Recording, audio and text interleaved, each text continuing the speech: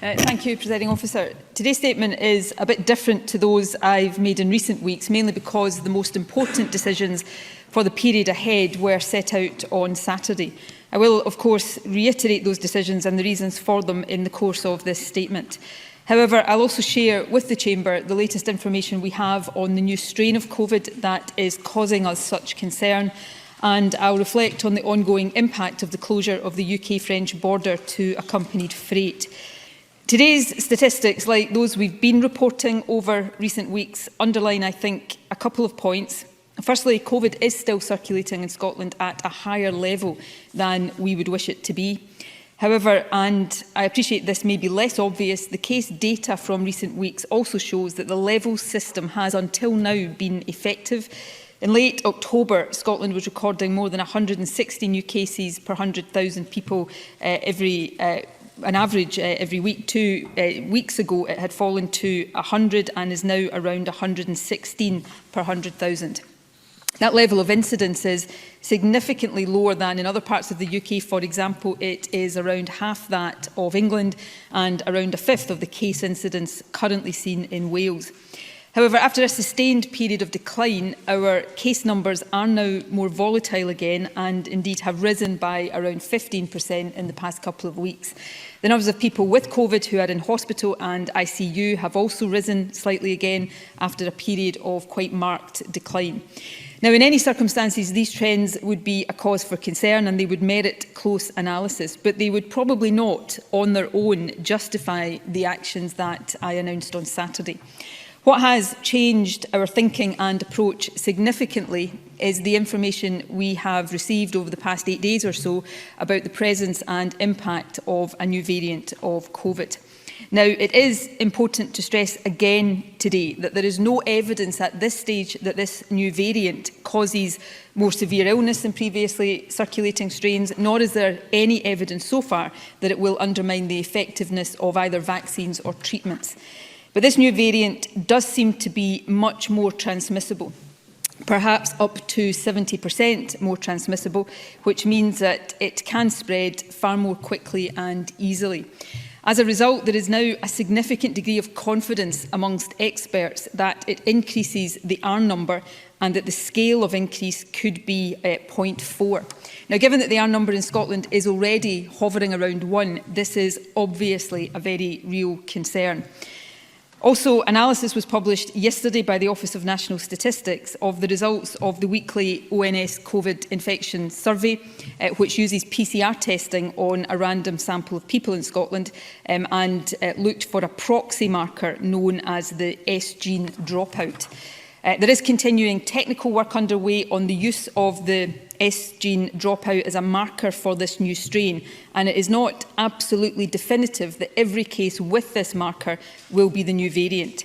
However, this analysis suggests that in the week beginning 9th December, around 14% of positive cases in Scotland already had this S-gene dropout. This compares to just 5% at the end of November. And it's not unreasonable to assume that the proportion may be higher by now, and Public Health Scotland is carrying out further analysis. Now, 14% is, of course, still a significantly lower level than England, where it is thought that the new variant already accounts for 36% of cases, and maybe even higher in London and the South East. However, the very rapid spread in London and the South East serves as a warning of what we could face here if we do not take firm action to suppress the virus. We have a real concern that without significant countermeasures, we could be facing another period of exponential growth as we enter the new year. That would mean many more people catching COVID, and even without this new strain causing more severe illness, that would result in many more people needing hospital and intensive care treatment, and that would put an enormous strain on the NHS, and of course it would also lead to much more loss of life. To be blunt, Presiding Officer, that is what we have to act now to stop. Now, in an ideal world, it would be good to wait a few weeks until preliminary analysis becomes more concrete and confidence intervals narrow. But if the concerns we have now prove to be well-founded, it would by then be too late. We have learned that we must act firmly in the face of this virus. And that is why we announced significant additional measures on Saturday. I know how tough these are, but we believe they are essential to avoid an extremely serious deterioration in the situation as we move into the new year. Let me recap now on what those measures are. Firstly, Orkney, Shetland, the Western Isles and the other relatively remote islands that have seen restrictions relaxed in recent weeks will move to level 3 from 1 minute past midnight on Boxing Day. However, the rest of Scotland will move at that point to level 4 for a period of 3 weeks. There will be a review after 2 weeks. This means, for example, that hospitality will require to close with the exception of takeaway services, and so too will non-essential retail. Now, there are 3 further points that I think it is important for me to make today about level 4 restrictions. Firstly, given the severity of the situation we face and the need to limit interactions as much as possible, we intend to define essential retail more narrowly than we have done recently. In short, that means homeware stores and garden centres will be classed as non-essential and will therefore require to close with the exception of click and collect. Second, in level 3 and level 4, the law currently prohibits non-essential travel outside your own local authority area. However, for those living in level 4 areas, which from Saturday will be the vast majority of us, our strong advice is to stay as local as possible and to stay at home as much as possible. And we will be considering in the days ahead whether we need to place that advice in law. And third, and more generally, as more evidence of the impact of this new strain becomes available, we will consider whether there is a need to strengthen level 4 restrictions any further. Again, I need to be blunt with Parliament and the public. The current level 4 restrictions are not as stringent as the March lockdown, and that up until now has been a good thing. However, it does seem that we may be facing a virus that spreads much faster now than in March. So we do need to consider whether the current level 4 restrictions will be sufficient to suppress it in the weeks ahead. This will be analysis that the Government undertakes urgently as our understanding of the new strain of the virus develops, and I will of course keep Parliament updated as necessary, including over the recess period if that is necessary. The second decision we took on Saturday was to maintain the current ban on travel to and from Scotland and the rest of the UK. Again, this was a decision we did not take lightly. But as we seek to suppress this new strain here in Scotland, we must also guard against importing more of it from areas where it is already circulating more widely. This travel ban will therefore remain in place right throughout the festive period, including, unfortunately, on Christmas Day. And as the Chief Constable has set out, the police will be enhancing their enforcement of it. We also regrettably tightened other restrictions for the Christmas period. It is now possible to meet in a bubble of up to 8 people from 3 households on Christmas Day only and within Scotland only, rather than over a 5-day period across the UK. However, our strong advice remains not to meet indoors at all if possible. When it comes to indoor celebrations this year, by far the safest option is to stay in your own house with your own household. If you do plan to see people from other households on Christmas Day, please try to stay outdoors if you can. But if you are indoors, please keep the numbers as low and the duration as short as possible. Keep a safe distance as far as possible. Wash your hands and surfaces regularly and keep windows open. Presiding Officer, I can't tell you how sorry I am to be standing here saying these things, and there is no part of me oblivious to the impact of this. I don't just understand that impact, I feel that impact as everybody else does. But this is necessary to keep ourselves and our loved ones safe at this extremely difficult and challenging time. And I want to thank everyone today from the very bottom of my heart for making these sacrifices. The final but extremely significant decision announced on Saturday relates to schools. Keeping schools open has been a priority for the Scottish Government since August, and it remains a priority as far as possible. However, these recent developments and all aspects of them mean we need to take a precautionary approach, and we also need to give ourselves some time to further assess the situation. As a result, we've taken the very difficult decision, difficult for us to take, but more difficult for young people and parents affected, to delay the start of the new school term. Schools, of course, had been due to reopen from 5th January onwards. Now they will reopen from 5th January for children of key workers and for particularly vulnerable children only. Local authorities identified key workers at an earlier stage in the pandemic. An updated guidance was published last night.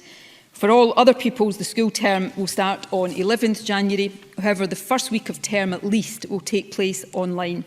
At this stage, our intention is that schools will get back to normal from the 18th of January, but of course we will require to keep this under review.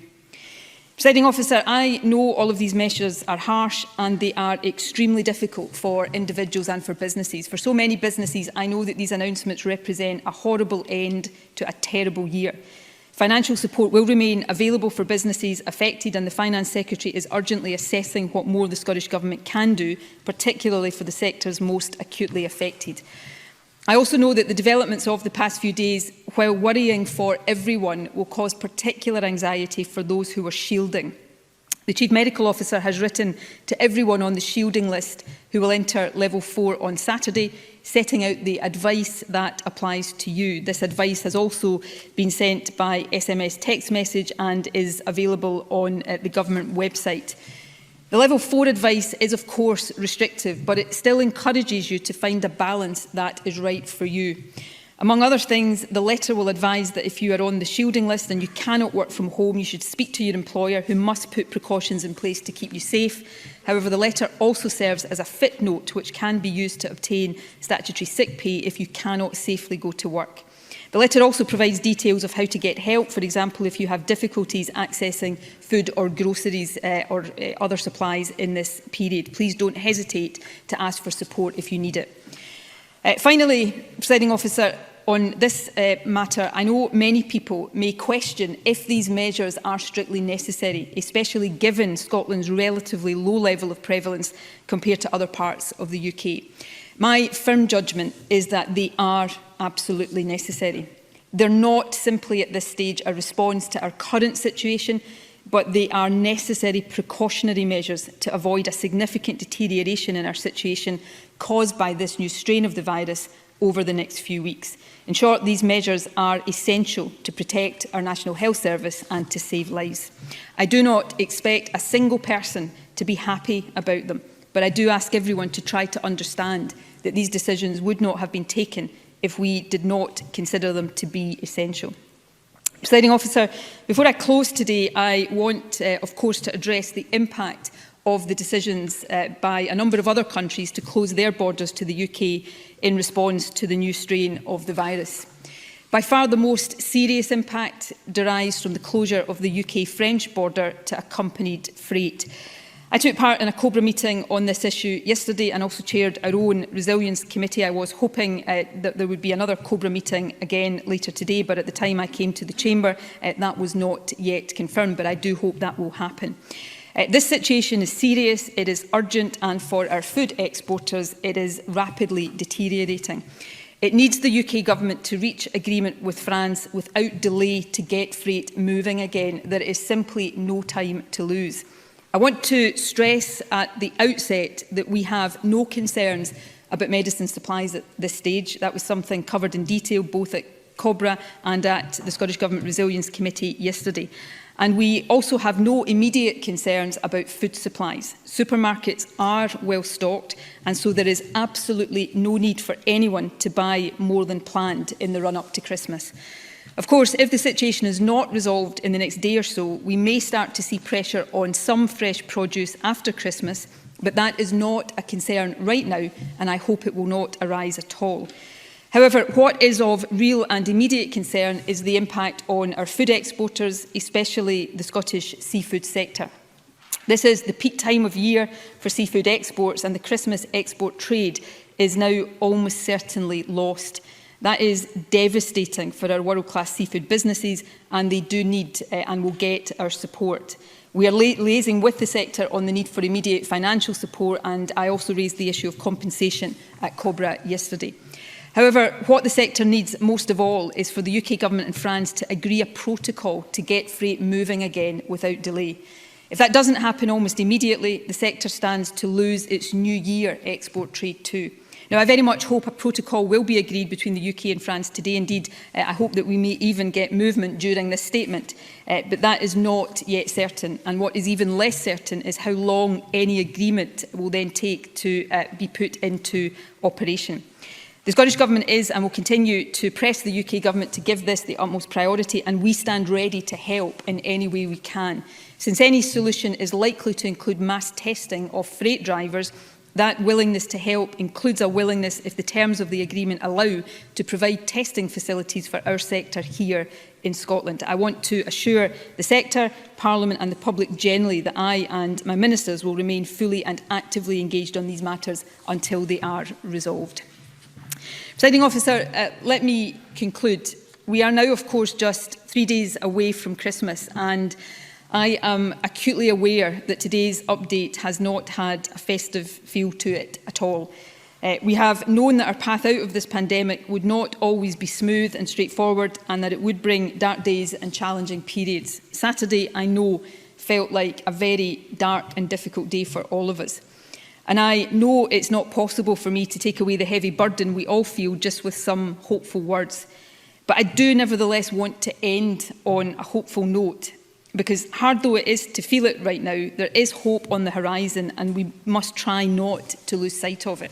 First, it is possible that we have found out about this new variant of COVID at an early enough stage to take effective preventative action. By moving quickly, we may be able to minimise its worst impacts.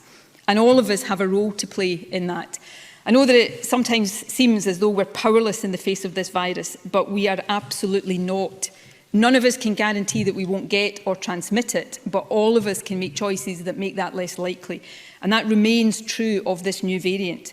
It seems to transmit more easily, but it can still be stopped in its tracks by the facts advice we have emphasised so many times before. Face coverings, avoiding crowded places, cleaning your hands and surfaces, keeping 2 metres distance from people from other households, and self-isolating and getting tested immediately if you have symptoms. All of these things still work in reducing the transmission of this new strain. The new variant has made them more important than ever, and they are how we keep each other safe. So wherever you are, I would ask everyone to assume that the virus, and especially this new strain of it, is there with you, and to act in a way that will minimise the chances of spread. That's especially important because, and this is the real reason for hope, tens of thousands of people in Scotland have already been vaccinated against COVID. The updated figures will be published tomorrow. And of course, they include many of the people who were most at risk of dying from this virus. And as we do the difficult things in the weeks ahead to suppress the virus all over again, this time we are buying time for the vaccination programme to pick up pace. Though it might feel in the next few weeks that things are getting worse, and I know that in terms of health, jobs, living standards, that will be a reality for many. The fact is that things will also be getting better. The vaccines will be making sure of that, and they really do promise a route back to greater normality for all of us. In the past 9 months or so, we have come through a lot together, and I know the realisation that we have tough times still to come is really hard to bear. It's hard emotionally, it's hard practically, and for so many, it's very hard financially. The Scottish Government will continue to do all we can to offer help and support. But brighter days will come. Yesterday, in fact, was the shortest and darkest day of the year. From now on, the days get longer and lighter. Spring is on its way, and let's try to hold on to that. And for the moment, let's remember that the best gift we can give this Christmas to those we love is to keep them safe. So please follow the rules, remember facts, and look out for each other. At Christmas, just as we have done throughout this year, let's treat each other with kindness, compassion, and love.